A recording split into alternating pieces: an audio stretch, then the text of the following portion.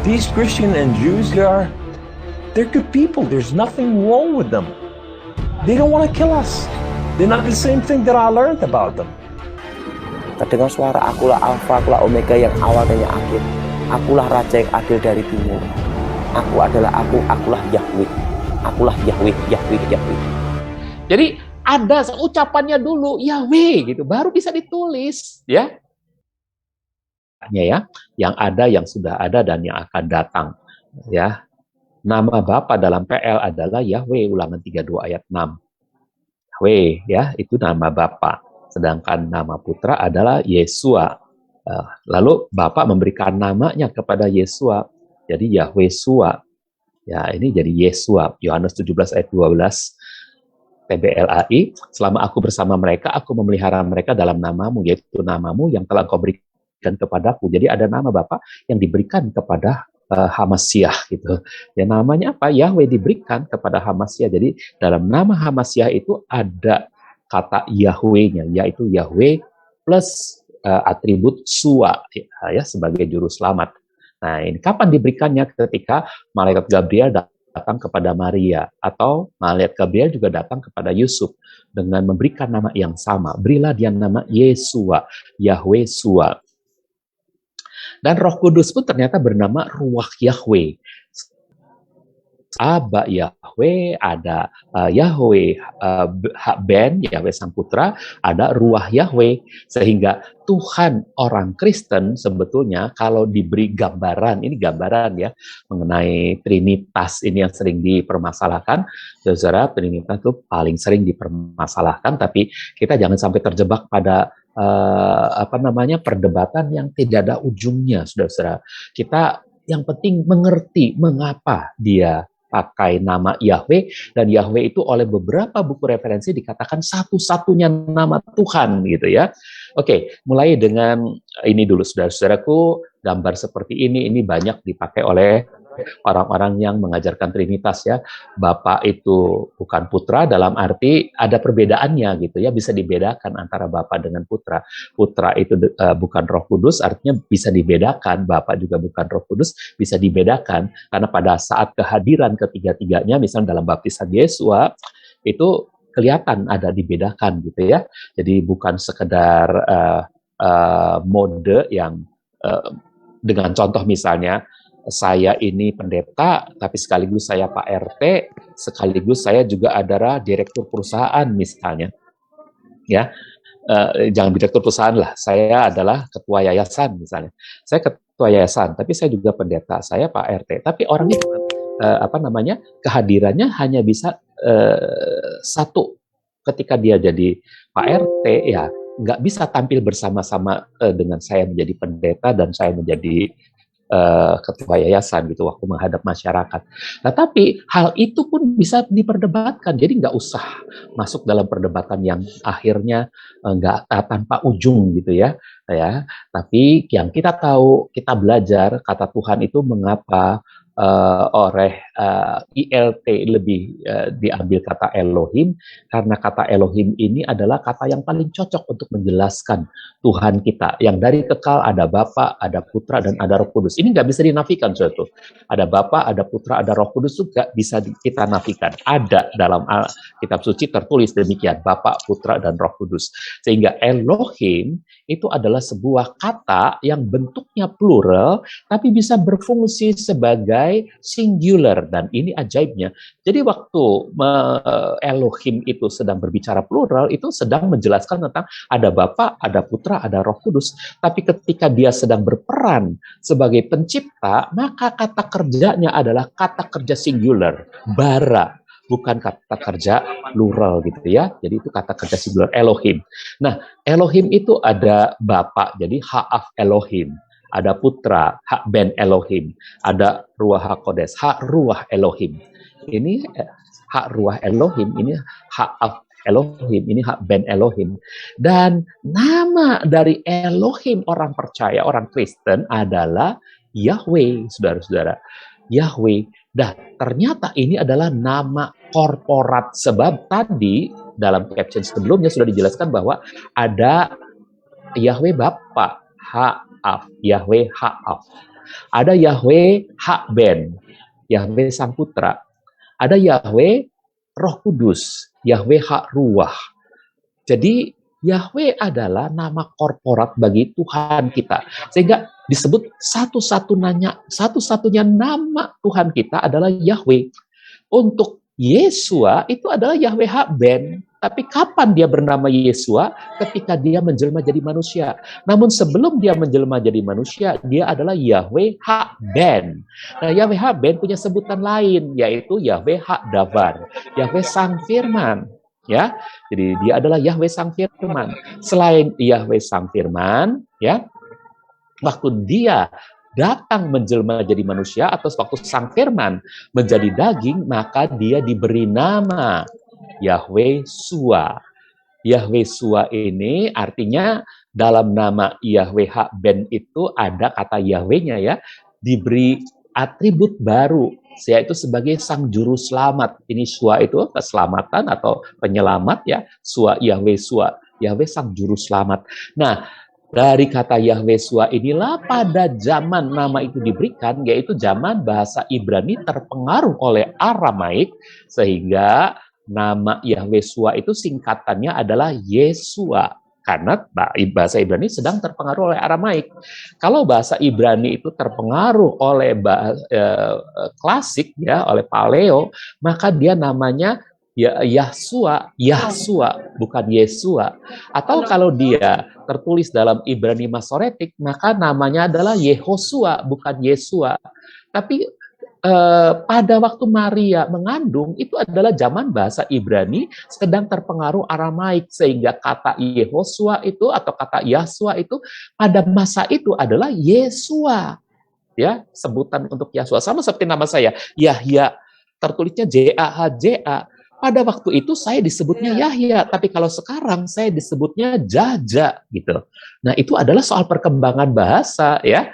Nah, untuk penerjemahan, untuk dalam setiap bahasa, ke bahasa Inggris jadi Jesus, ke dalam bahasa lain itu jadi Jesus ya, tapi ke dalam bahasa Indonesia itu jadi Yesus. Itu nggak bisa kita permasalahkan karena itu adalah soal alih aksara ke dalam bahasa-bahasa tertentu ya. Nah, jadi soal nama itu panggilan Yesus atau Yesua atau Yahsua atau Yehosua itu jangan juga terlalu dipermasalahkan. Sama untuk penyebutan Yahweh, apakah Yahweh ataukah Yehova, itu jangan terlalu dipermasalahkan, sebab kemarin saya sudah jelaskan tentang bagaimana dalam Alkitab sendiri ada kata Yesua dan ada kata Yehosua untuk orang yang sama. Yesua ben Yosadak, Yehosua ben Yehosadak. Artinya kalau itu jadi Alkitab, Alkitab adalah buku suci, saudara-saudara. Ya, walaupun bukan bukunya sucinya, tapi itu firman suci. Artinya kalau Tuhan mengizinkan sebutan untuk satu orang itu dengan dua gaya sebutan, Tuhan mengizinkan soal perubahan ejaan dan sebagainya terjadi pada setiap zaman dalam bahasa Ibrani, sehingga nama Yesua atau Yahsua atau Yehosua gak usah terlalu dipermasalahkan, jangan dipertentangkan.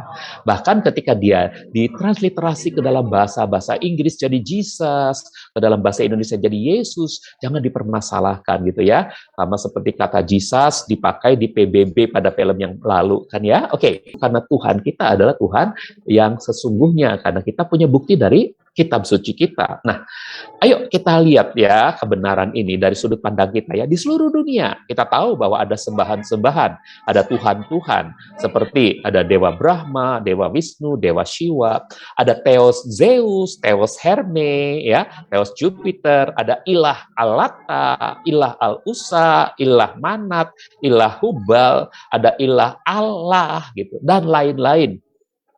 Ya. Nah, ini contohnya adalah yang Brahma, Wisnu, Shiva, ya, ini Zeus dan Herme, ya. Lalu ini Alata, Almanat, Alat, ya, dan Almanat, ya. Ini Allah, ya, ada. Nah, kitab suci kita mengkonfirmasi fakta itu bahwa di dunia ini ada banyak ilah, ada banyak Tuhan. Itu tertulis di mana? Di 1 Korintus 8 ayat 5 dan 6. ya, Korintus 8 ayat 5 dan 6, sebab sekalipun ada banyak yang disebut ilah, baik di langit maupun di bumi, sebagaimana memang ada banyak ilah dan banyak Tuhan. Namun bagi kita hanya ada satu Elohim, yaitu Bapa, yang daripadanya segala sesuatu ada, dan kita juga ada baginya. Serta satu Tuhan, yaitu Yesua Hamasiah, yang melalui dia segala sesuatu ada. Jadi kalau segala sesuatu ada melalui Bapa, tapi di sini juga segala sesuatu ada melalui Yesua, berarti Yesua dan Bapa adalah satu, ya kan? Oke? Dan kita juga ada melalui Yesua gitu ya. Oke, nah ayo. Bagaimana sekarang mereka ini memperkenalkan diri mereka, saudara? Mereka tidak pernah memperkenalkan diri. Jadi dengar baik-baik, pernahkah saudara dapatkan pernyataan begini, dari Swarga Loka tiba-tiba turunlah Sang Wisnu dan berkata, wahai manusia yang ada di Mayapada, akulah Wisnu, penghancur dunia ini. Akulah Wisnu, pemelihara dunia ini, gitu ya. Saudara-saudara, apakah pernah memperkenalkan namanya begitu? Atau akulah Brahma yang menciptakan semuanya, atau akulah Shiva yang akan merusak segalanya. Saudara-saudara, dia tidak pernah memperkenalkan diri. Jadi tidak pernah Theos Zeus ini tiba-tiba datang ke dalam ke tengah-tengah kota Athena. Wahai manusia di kota Athena, akulah Zeus yang turun dari gunung Olympus. Aku pencipta kalian. Apakah dia memperkenalkan dirinya seperti itu? Tidak. Tidak pernah ada mereka ini memperkenalkan dirinya seperti itu. Mengapa? Sebab, saudara-saudaraku, mereka itu ternyata nama-nama yang dikarang oleh para mitolog. Cerita tentang mereka itu, para mitolog ya yang menyusun cerita tentang mereka, yang menyusun kisah atau mitologi tentang mereka. Jadi para mitolog itu manusia-manusia yang pandai, manusia-manusia yang disebut manusia bijaksana, yang mereka bisa menulis ya serat babat Jawa, tanah Jawa gitu ya. Dia bisa menulis ya dunia pewayangan. Dia bisa menulis tentang Batara apa yang menjelma jadi Semar itu, saudara ya. Dia bisa menulis itu semua. Itu adalah mitolog. Para mitolog lah yang menyusun kisah tentang dewa-dewi ini, tentang teos-teos ini, tentang ilah-ilah ini. Ini para mitolog yang menyusunnya. Bukan mereka hidup memperkenalkan diri, bukan. Mereka cuma Tuhan palsu gitu. Dikarang oleh para mitolog ya. Nama-nama mereka pun dikarang oleh para mitolog ya, atau dicomot dari nama-nama yang telah ada, telah beredar di sekitarnya gitu. Jadi nama Tuhan palsu, kesimpulan kita adalah hanya ide belaka, hanya konsep belaka, hanya karangan manusia belaka. Oke? Tetapi Tuhan yang benar pasti memperkenalkan dirinya dengan jalan memperkenalkan namanya. Perhatikan, Tuhan yang benar pasti memperkenalkan dirinya dengan jalan memperkenalkan namanya. Kenapa? Sebab dia pribadi yang kekal, bukan karangan manusia. Ya, pasti dia memperkenalkan namanya. Dari mana Tuhan yang benar itu memperkenalkan namanya? Kita baca dalam Yesaya 42 ayat 8a. Ani Yahwehu semi, akulah Yahweh, itulah namaku. Ya, dalam bahasa New Jerusalem Bible ditulis begini, I am Yahweh, that is my name. Atau dalam bahasa Young Literal Version, bahasa Inggris Young Literal Version tertulis, I am Jehovah, this is my name. Ya, jadi ini yang literal tuh terjemahan yang udah kuno banget ya, masih pakai Jehovah. Kalau sekarang orang-orang Inggris pakainya Yahweh kebanyakan ya. I am Yahweh, that is my name. Nah, jadi pelafalan Yahweh, pelafalan Jehovah jangan dipertentangkan ya. Jangan, nggak usah dipertentangkan, karena ini dasarnya adalah dari tulisan Masorah, dari pemberian huruf-huruf hidup oleh kaum Masorah. Oke? Nah, yuk sekarang kita lihat Tuhan yang benar memperkenalkan nama dirinya. Saya akan ajak saudara-saudara untuk melihat filmnya, Tuhan yang benar memperkenalkan nama dirinya. Kita lihat filmnya ya. Kamal hijrah ke Amerika Serikat untuk menjadi seorang jihad. Di awal 1980, di sebuah kota kecil di Midwestern, Kamal mengalami kecelakaan mobil yang sangat parah hingga harus ditangani serius di sebuah rumah sakit. Namun untuk kondisi pemulihan, Kamal yang tinggal seorang diri harus dirawat oleh seseorang. Siapa yang akan merawatnya? Lalu salah seorang dokter operasi ortopedi, seorang pengikut Yesus, mempersilahkannya untuk tinggal bersamanya, hingga Kamal diperlakukan seperti keluarganya sendiri. Kamal Salim mengalami kegalauan, karena didikan jihad yang ia alami bertahun-tahun harus diakhiri dalam sebuah keluarga Kristen yang penuh kasih. What has happened to me? When Kamal was able to take care of himself and return to his apartment, the doctor had another surprise for him. He said, this is the keys to the house, and here's an extra key. This is your new car. We just want to bless you. You can come anytime you want. So I go to my home, and I go to my cold place that I haven't been there in months, and dust is this thick. And I just gotta settle this issue with my God to know that if it's real or not. So I walk inside, I shut the door, I go right in the eastern window, and I fall on my knees, and I put my hands to the heavens, and I cry up to my God. Allah, Allah, my Lord and my King, why have you done such a thing to me? I'm okay with the car wreck. I'm okay with all this, but why did you put me among Christians? I'm confused. These Christians and Jews, they're good people. There's nothing wrong with them. They don't want to kill us. They're not the same thing that I learned about them. Allah, these people have relationship with their God. These people, they cry out to the God and they answer them. I want to hear your voice. I want to hear you love me. If you're real, speak to me. I want to hear your voice. Guess what Allah said that day? Absolutely nothing. Nothing. Kamal felt that because he questioned his faith, the honorable thing to do was to end his own life. So I went to reach out my guns and put it in the right place and clock out. I heard the voice. The voice knew me by name. He said, Kamal, Kamal, Kamal, why don't you call on God of Father Abraham and Isaac and Jacob?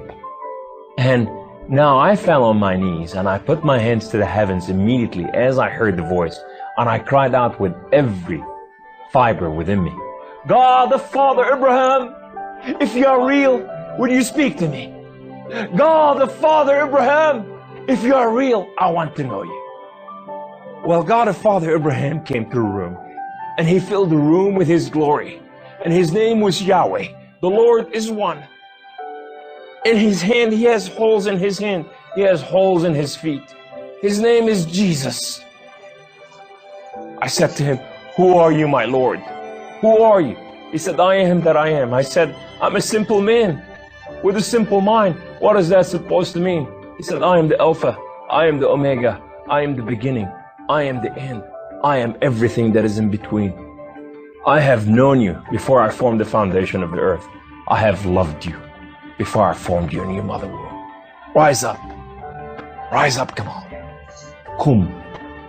You are my warrior. You are not their warrior. And I said to him, I said, my Lord, I will live and die for you. He said, do not die for me. I died for you that you may live. That day, instead of taking his life, Kamal gave it to Jesus. He now has a new mission and travels the country challenging Muslims to question their allegiance to Allah.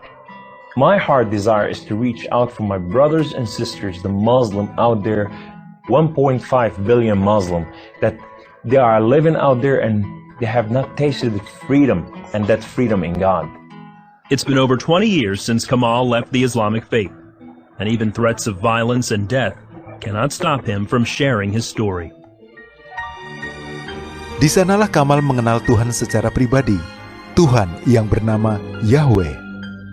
Upaya Tuhan untuk memperkenalkan nama dirinya, yaitu Yahweh, juga terjadi di Indonesia. Dautoni, seorang yang sejak kecil dibekali dengan ilmu-ilmu gelap tingkat tinggi oleh kakek dan neneknya, hingga ia mengorbankan darahnya sendiri, telah menjadikannya seorang dukun santet tingkat tinggi yang sangat ditakuti. Namun atas bujukan saudaranya, Tony Daud diajak untuk beribadah. Di sanalah awal ia mengalami suatu pelepasan yang dahsyat melalui seorang hamba Tuhan. Sejak itu, Tony mengalami hilang ingatan selama 1 tahun. Dan selama itu, ia terus didoakan. Hingga kemudian, waktu saya mental kalah itu gelap. Waktu tepat setahun itu tahun 93, ada cahaya datang, masuk kepala saya sembuh seketika. Dan ada damai yang luar biasa di hati saya. Terdengar suara, akulah Alfa, akulah Omega yang awal dan yang akhir. Akulah Raja yang adil dari timur. Aku adalah akulah Yahweh. Akulah Yahweh, Yahweh, Yahweh. Tiba-tiba cahaya itu berubah jadi Yesus Kristus. Saya tidak bisa lihat wajahnya, hanya jubahnya, dan suara itu berkata, akulah Yesus. Saya ketemu Yesus sendiri, dan cahaya itu berubah. Satu sosok, jubah putih, terang benderang. Tapi saya tidak bisa lihat wajah. Nah, disitulah saya bertobat. Saat Tuhan Yesus menghilang depan saya, tiba-tiba saya mau nyoba kesaktian, saya hilang semua, sudah. Sejak Tony Daud mengalami pelepasan total, ia terus hidup dalam Tuhan hingga kini ia menjadi seorang pendeta. Bisa kita bayangkan seorang yang hidup dalam dunia gaib, orang yang belum mengenal Yesus, namun Tuhan sendiri yang menyatakan diri kepadanya. Secara pribadi, ia memperkenalkan dirinya dengan nama Yahweh, kemudian menjadi Yesus Kristus.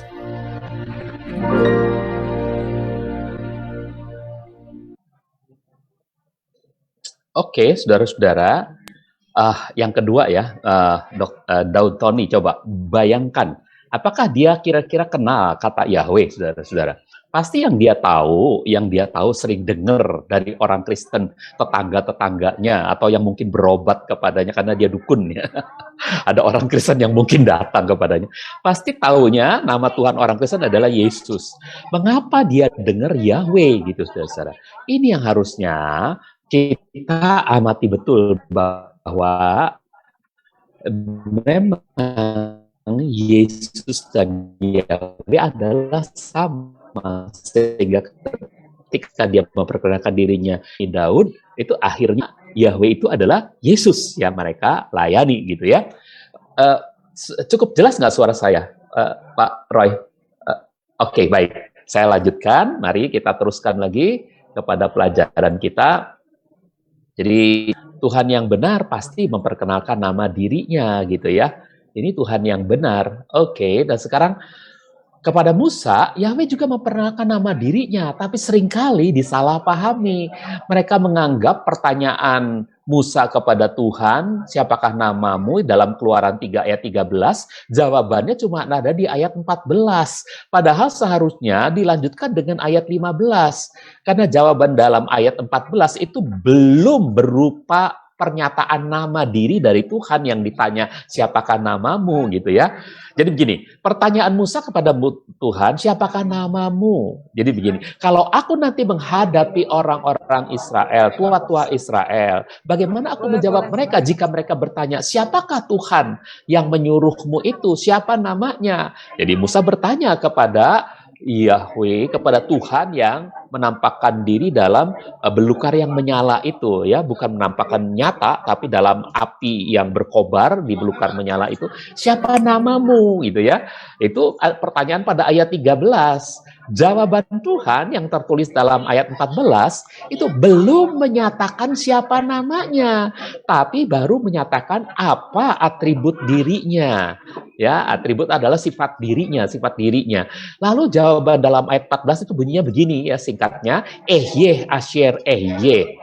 Aku ada yang aku ada. Ini adalah atribut diri Tuhan, yang artinya Yahweh adalah Tuhan yang ada, yang sudah ada, dan yang akan datang. Atau Yahweh adalah Tuhan yang maha ada, maha hadir secara aktif mendampingi umatnya.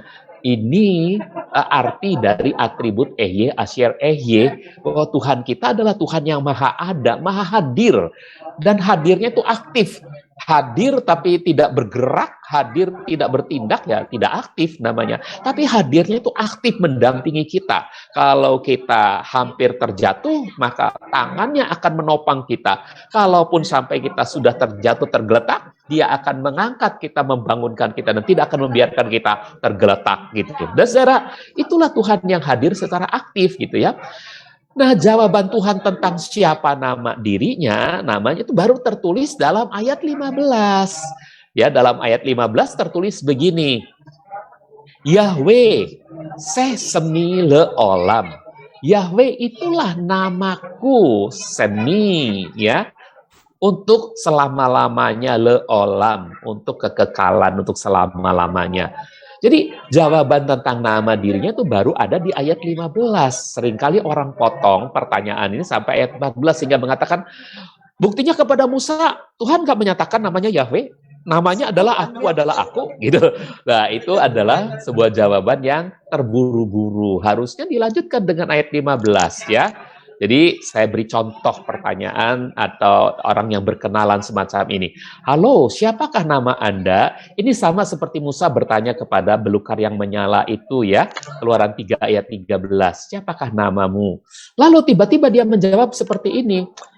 Saya seorang dosen loh gitu. Keluaran 3 ayat 14 itu seperti ini, saudaraku. Tuhan ya tidak menjawab langsung siapa namanya, padahal ditanya siapa namanya, siapakah nama Anda gitu ya. Tapi dia tidak langsung menjawab siapa namanya, dia menjawab dengan atribut dirinya dulu ya, atribut dirinya, jabatan dirinya gitu ya. Baru setelah tarik nafas dia langsung menjawab, nama saya Amir Hamzah. Ini Keluaran 3 ayat 15. Nah, ada orang yang berkenalan semacam ini, ya. Saya sendiri pernah mengalami.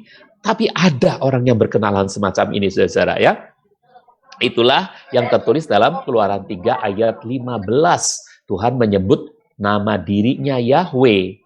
Ya, coba kita baca, ya. Kita baca, tentu saudara yang biasa membaca dalam bahasa Ibrani, saudara tahu ini, ya. Wayomer on Elohim El Moshe.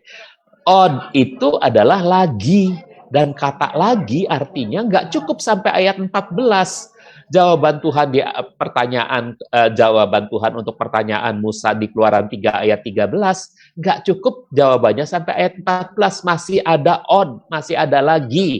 Wayomer, dan berfirmanlah lagi Elohim El Moshe, Elohim kepada Musa.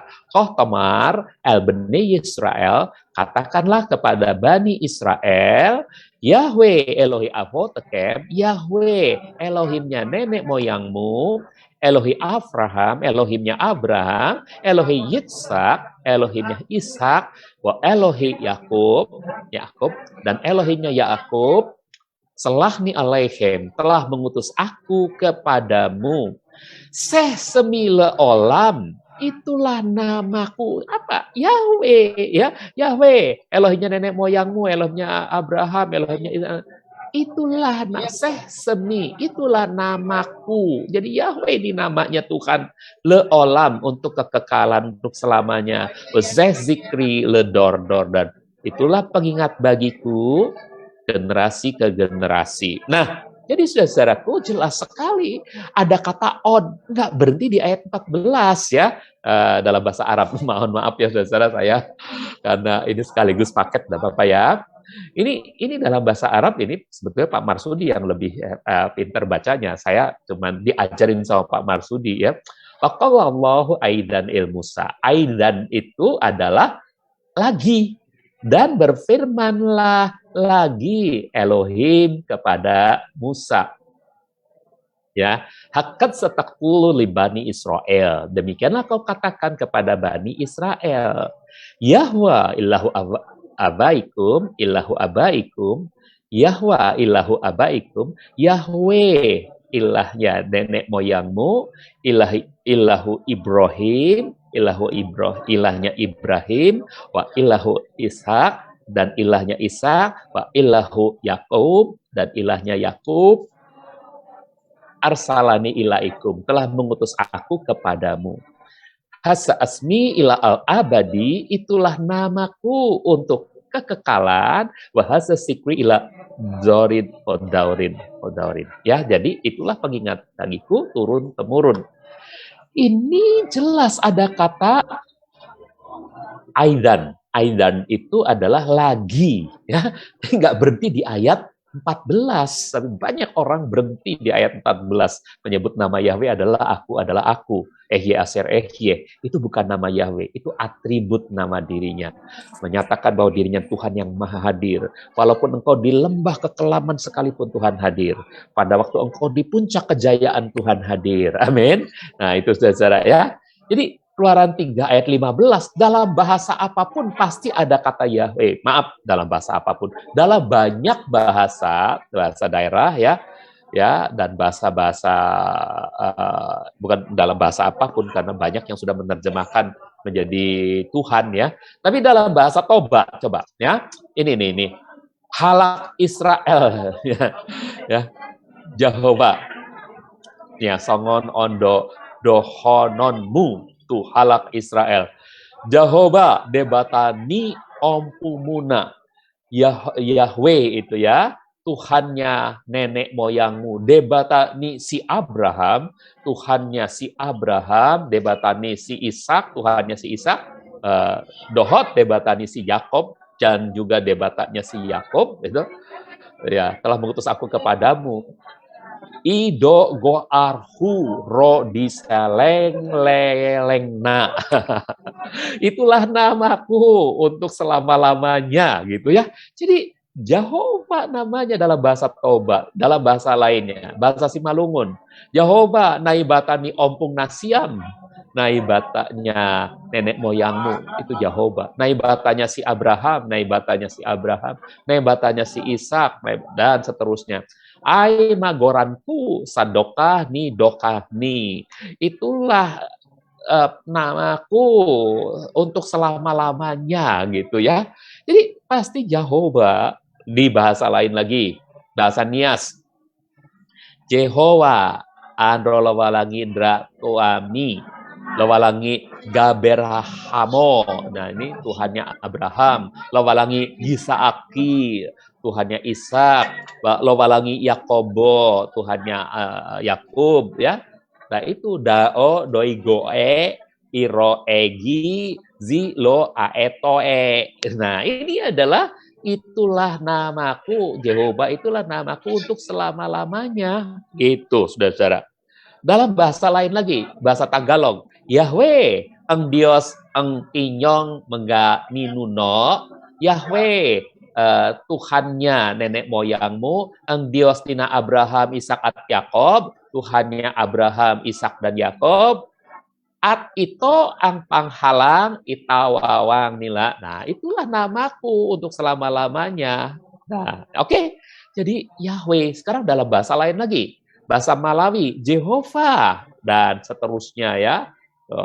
Andiamat Nitri Abraham, ya, Ishak, Yakoba. Oke. Nah, dan seterusnya. Izani no anarako mandrakizai. Itu Jehovah itu adalah namaku untuk selama-lamanya. Oke, dalam bahasa Malawi. Dalam bahasa apa lagi? Bahasa Portugis Brazil ya, itu ada Jave. Jave, O Deus de seus antepassos sados, adalah Tuhannya nenek moyangmu. O Deus de Abraham, Tuhannya Abraham. O Deus Isakwe, Tuhannya Ishak. O Deus de Yakob, Tuhannya Yakob. Nah, ini lihat, nah, nama-nama ditransliterasi ke dalam bahasa Portugis Brazil itu menurut haknya bahasa itu. Jadi kalau Yakob ditransliterasi jadi Yako, ini jangan ada yang marah, nggak boleh marah. Karena ini adalah haknya bahasa itu. Ini udah ISO-nya ya, International Standard ininya. Oke. Nah, itulah namaku untuk selama-lamanya. Nah, bahasa Portugis. Bahasa Romania ada Yahweh, gitu. Tulisannya seperti ini. Ke dalam bahasa Romania ditulisnya seperti ini. Nggak boleh dimarahin mereka. Nggak boleh, nggak bisa. Ini harusnya tulisannya pakai H, Y-A, nggak bisa. Nggak boleh kita marah sama mereka. Karena ini haknya bahasa mereka ya. Seperti mereka juga menulis untuk Abraham apa tuh? Nih, Abraham. Untuk Ishak, Isaak. Ya. Yakob, nah tulisnya begini, Yakob, Yakob. Nah, itulah namaku untuk selama-lamanya.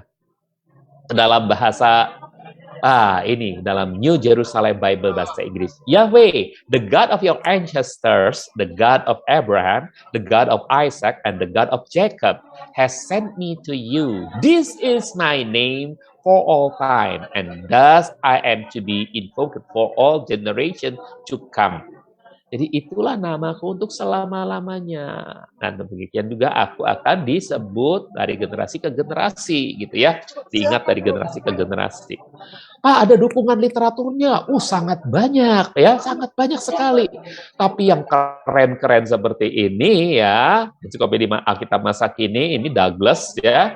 Douglas itu ya sesungguhnya Yahweh adalah satu-satunya nama Tuhan. Satu-satunya loh. Artinya apa? Ibadah di dalam. Nama Yesus pun Yahweh. Hanya Yahweh Susua. Yahweh Juru Selamat. Gitu. Jadi nama Tuhan kita itu satu-satunya nama korporatnya adalah Yahweh. Gitu, ya. Nah, di mana saja perkataan Shem, nama dihubungkan dengan kata Tuhan, nama tersebut adalah Yahweh. Karena itu Yahweh berbeda dengan Elohim. Kalau Elohim ini sebutan umum, kalau Yahweh adalah kata benda nama diri. Nama diri dari pribadi. Meskipun pribadi tersebut adalah Tuhan. Itu kata Ensiklopedia Alkitab masa kini. Ya.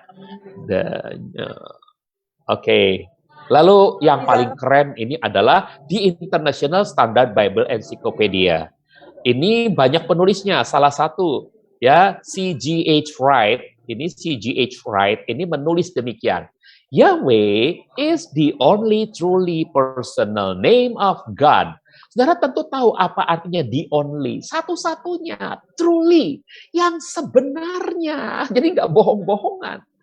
Satu-satunya Yahweh adalah ya the only truly personal name, nama diri Tuhan dalam iman Israel yang satu-satunya dan yang sebenar-benarnya. Jadi satu-satunya nama Tuhan adalah Yahweh, Tuhan yang benar ya.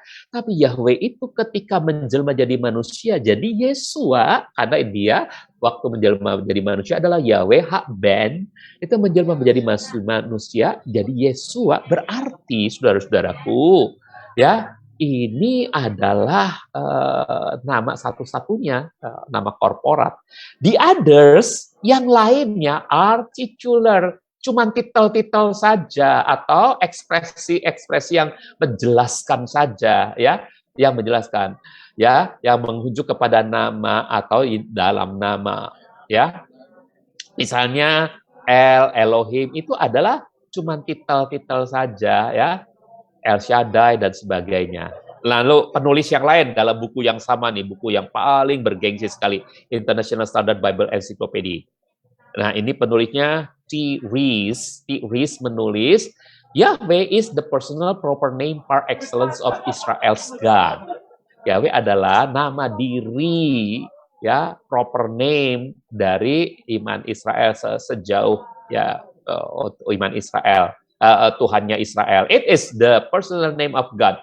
Itulah nama diri dari Tuhan. As distinguished, yang bisa dibedakan, as distinguished from such generic, yang bisa dibedakan dari beberapa kata generik atau nama-nama esensial seperti Elohim, Shaddai, itu adalah sebutan generik saja, ya.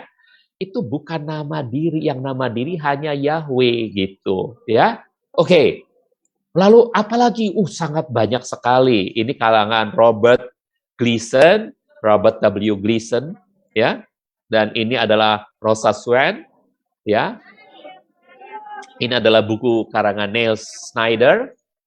Nah, ini adalah, waduh, nggak kebaca. The Archaeological Discovery of the Name Yahweh, gitu ya. Kemudian The Divine Name in the Bible, G.H. Park Taylor. G.H. Park Taylor menulis begitu. Jesus and Yahweh, Harold Bloom, ya. Kemudian Yahweh, YHWH ini, G.P. Taylor, Paula Parker, jadi menulis demikian. Yahweh Elohim, ya, by C.G. Lasius. Banyaklah ya, Justin Rock itu Yahweh. Nah, terlalu banyak buku-bukunya. Jadi, saudara-saudaraku, Tuhan yang Maha Esa adalah Tuhan yang memperkenalkan nama dirinya. Sekali lagi, Tuhan yang Maha Esa adalah Tuhan yang memperkenalkan nama dirinya. Yang nggak memperkenalkan nama dirinya, itu Tuhan palsu. Itu karangan manusia dari mitolog-mitolog seperti Hercules, ya, Kresna, dan apa lagi saudaraku, Semar, ya, dianggap Tuhan-Tuhan, ya, Wankong, bahkan yang lebih tinggi dari itu, ya, itu adalah mitologi. Dan akhir-akhirnya yang Maha Kuasanya disebut apa? Nggak tahu namanya. Mereka tahu bahwa di antara yang mereka sembah masih ada lagi yang Maha Kuasa gitu, tapi mereka nggak tahu namanya. Nah, itulah Yahweh Tuhan kita, Tuhan yang Maha Esa, ya, adalah Tuhan yang memperkenalkan nama dirinya. Sayangnya mereka nggak punya Alkitab, mereka nggak terima berita. Nah, siapa itu Tuhan yang memperkenalkan nama dirinya? Dialah Yesus Kristus atau Yeshua HaMashiach atau Yahweh. Oke? Yeshua HaMashiach adalah Yahweh. Dialah yang diberitakan Paulus kepada orang Athena. Kisah 17 ayat 22 sampai 23. Ada apa nih? Dan 2 Korintus 4 ayat 5. Coba kita baca ya. Kisah 17, 22, 23. Maka sambil berdiri di tengah-tengah sidang Areopagus itu, Paulus berkata, "Hai orang-orang Athena, aku memandang kamu sebagai orang-orang yang sangat beragama." Lihat hasrat agamanya orang Athena luar biasa kan? Dalam segala hal. Sebab ketika aku berjalan berkeliling mengamati benda-benda pujaanmu, aku juga melihat sebuah mazbah yang di atasnya tertulis kepada ilah yang tidak dikenal. Nah, yang kamu sembah tetapi tidak kamu kenal itulah yang aku beritakan kepadamu. Siapa yang diberitakan oleh Paulus? 2 Korintus mengatakan, 4 ayat yang kelima, sebab kami tidak memberitakan diri kami sendiri, tetapi HaMashiach Yeshua sebagai Tuhan. Dan kami adalah para pelayanmu karena Yeshua. Jadi Paulus itu memberitakan kepada orang Athena, kami ini cuma pelayan kalian saja, karena Yeshua yang kami beritakan. Itulah Tuhan yang kamu nggak kenal, gitu ya. Jadi, saudara-saudara, inilah Tuhan yang benar, ya. Tapi, oke, kita sekarang masuk pada berbagai alasan keberatan memakai Yahweh. Ya, berbagai kesalahpahaman tentang nama Yahweh itu terjadi, saudaraku. Hari-hari ini mereka punya dalil-dalil, mereka punya premis-premis antara lain, ya, untuk menyanggah pengajaran ini, untuk menyanggah kebenaran ini, mereka pakai dalil-dalil, mereka pakai premis-premis, kesimpulan-kesimpulan, ya. Tapi kesalahpahaman itu kita harus luruskan, saudara-saudaraku, ya. Oke, meluruskan berbagai kesalahpahaman tentang nama Yahweh. Satu, menjawab premis bahwa nama Yahweh atau tetragrammaton tidak bisa dibaca. Kalau Pak Yakob itu mengatakan ton itu bisa bunyi katanya, jadi tetragrammaton itu bisa dibunyikan gitu ya. Oke, tapi ayo kita cari dalil, kita gunakan dalil-dalil ya untuk menjawab mereka ya. Yang pertama, yang kedua, oke kita kumpulkan dulu apa sih premis mereka ya. Yang kedua, kita harus menjawab premis bahwa bunyi lafal nama Yahweh, tetragrammaton, sudah terlupakan katanya, sudah hilang. Jadi nggak ada yang tahu ngelafalnya bagaimana katanya. Ini juga kita harus jawab, ya. Tentu dengan bukti-bukti. Kalau menjawab itu harus dengan beberapa bukti, ya. Yang ketiga, menjawab premis bahwa tidak seorang pun tahu bagaimana melafal nama Yahweh secara benar. Jadi ini bukan sudah hilang, tapi dikatakan nggak ada seorang pun yang tahu bagaimana melafal nama Yahweh secara benar. Yang Pak Yahya lafal itu salah loh. Lalu mereka gunakan mungkin yang masorah ya, Yehwah katanya. Atau mereka nanti akan persalahkan lagi. Oh, yang Yehwah itu juga salah. Enggak, kita tuh nggak ada yang tahu yang benarnya gimana. Gitu ya.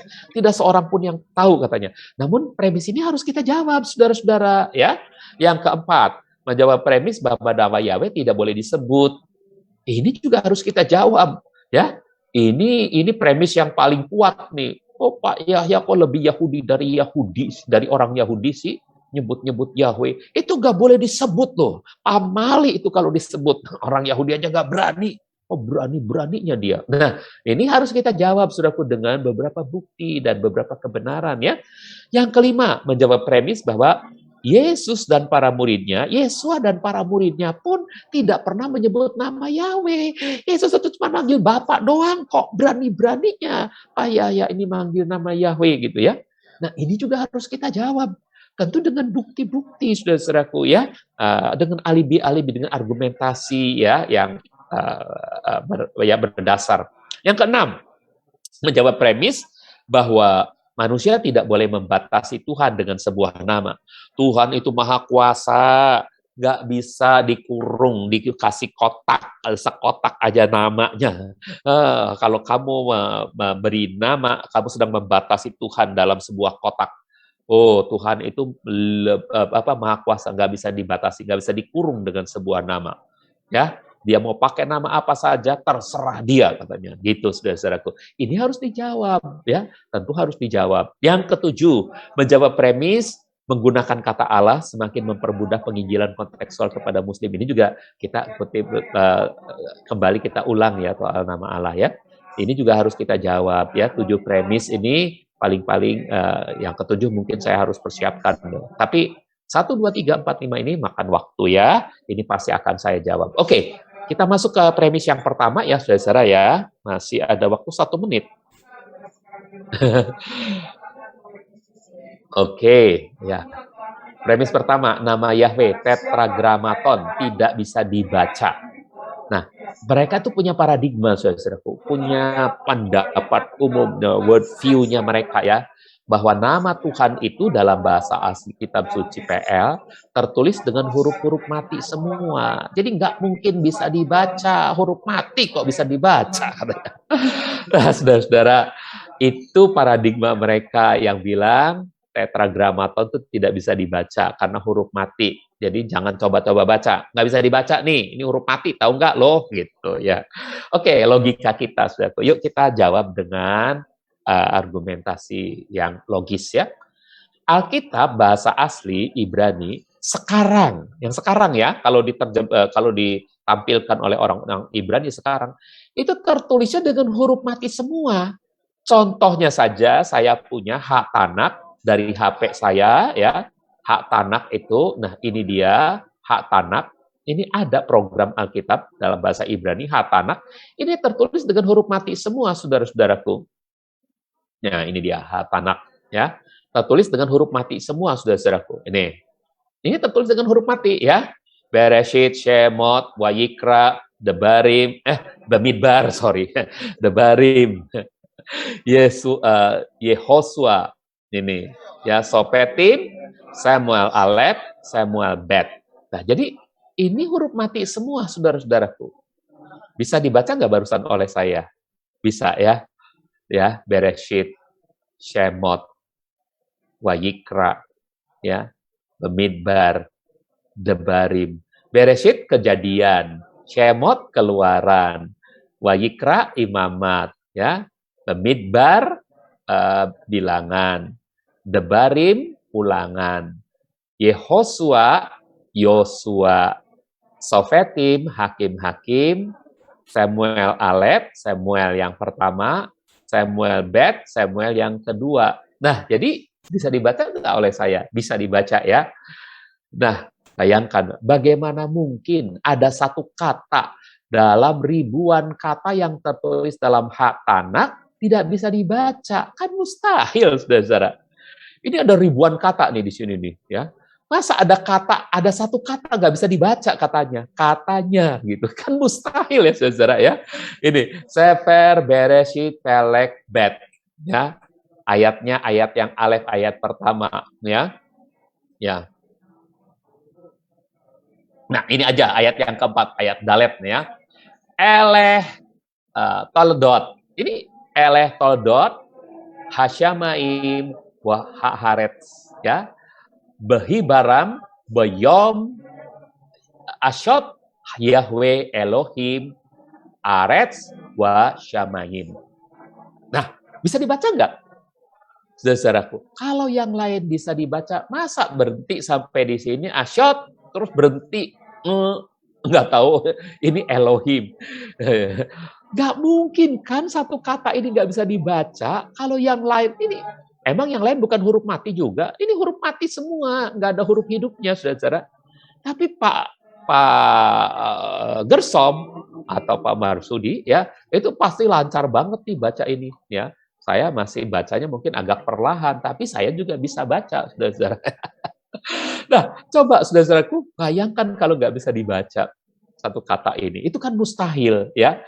Mustahilnya kenapa? Ayo kita lihat. Mana lebih dulu, bahasa lisan atau bahasa tulisan? Saudara tahu mana lebih dulu? Dalam tampilnya budaya manusia, dari budaya yang masih zaman batu sampai mereka bisa berbahasa. Bahasa lisan atau bahasa tulisan dulu? Tentu bahasa lisan dulu, baru ada bahasa tulisan. Kitab suci pun sama, ya. Tuhan berfirman lebih dulu, baru kemudian manusia menulisnya. Betul ya? Tuhan berfirman kepada Musa, maka Musa menulis. Jadi ada ucapannya nggak? Ada ujarannya nggak? Ada bacaannya lebih dulu nggak? Ada. Baru ada tulisannya. Begitu juga tentang nama Yahweh. Tuhan ngomong dulu dalam Keluaran 3 ayat 15. Ya, Yahweh Elohi Avotekem, Elohi Abraham, Elohi Ishak, wa Elohi Yakob, selahni alaihim. Seh semila olah, wa seh sikri ledordor. Jadi ada ucapannya dulu, Yahweh. Gak mungkin Musa gak denger ucapannya. Masa bisa ditulis? Masa bisa ditulis seperti ini kalau gak ada ucapannya? Gak mungkin. Jadi harus ada ucapannya dulu, baru Musa bisa nulis. Betul ya? Oke, jelas nggak, saudara? Ya, kitab suci pun sama. Tuhan berfirman lebih dulu, baru kemudian manusia menulisnya. Jadi ada ucapannya, ada ujarannya dulu, ya. Jadi ada ucapannya dulu di situ, ya. Yahweh, gitu ya. Bisa ditulis. Nah, atau dalam bahasa paleonya semacam ini, ya. Dalam bahasa lambangnya masih semacam ini, Yod He Vav He, ya. Nah ini. Ya, dalam bahasa yang sekarang itu seperti ini, alef, bet, gimel, dalet. Dalam bahasa lambang seperti ini, alefnya, betnya seperti ini, gimel, dalet. He-nya itu seperti ini, vau-nya seperti ini, yod-nya itu seperti ini. Jadi kalau yod, he, vau, he, tuh tulisannya seperti itu, ya. Yod, he, vau, he. Jadi sekarang tulisnya seperti ini, yod, he, vau, he. Jadi ada ucapannya dulu, Yahweh, gitu, baru bisa ditulis, ya. Nah, oke. Semua kita di sini, sedikit lagi dah saya habisin, pasti bisa baca huruf-huruf mati ini. Ini huruf mati semua, bisa dibaca nggak, saudara? Ini pasti saudara bisa baca. Mengapa? Mengapa? Karena saudara-saudara biasa WA, biasa SMS, ya. Pasti saudara bisa baca ini nih, pasti, ya. Hanya orang asing saja yang tidak bisa membaca tulisan ini dengan benar. Orang asing itu, ya, bukan orang Indonesia, ketika saudara mengetik semacam ini, dia nggak bisa baca. Kalaupun dia bisa melafal huruf-huruf Latin dengan gaya Indonesia gitu, maka dia yang baru belajar bahasa Indonesia itu membaca ini seder, menegep, tedek, deteneg, seger gitu. Gitu, saudara. Dia akan bacanya semacam itu. Tapi kalau saudara pasti bisa membaca. Saudara, mengapa tidak datang segera? Gitu kan? Bisa baca kan? Nah, ini huruf mati semua, tapi bisa dibaca karena biasa. Begitupun dengan hatanak yang sederetan huruf mati semua, tapi kata Yahweh pasti bisa dibaca karena biasa. Oke? Nah, oke. Kita minggu depan masuk kepada premis nomor 2, saudara-saudara, ya. Jadi cukup sampai di sini, saudara-saudara. Terima kasih atas perhatiannya. Kita kembali minggu depan untuk menjawab premis yang kedua, ya, saudara-saudara. Oke?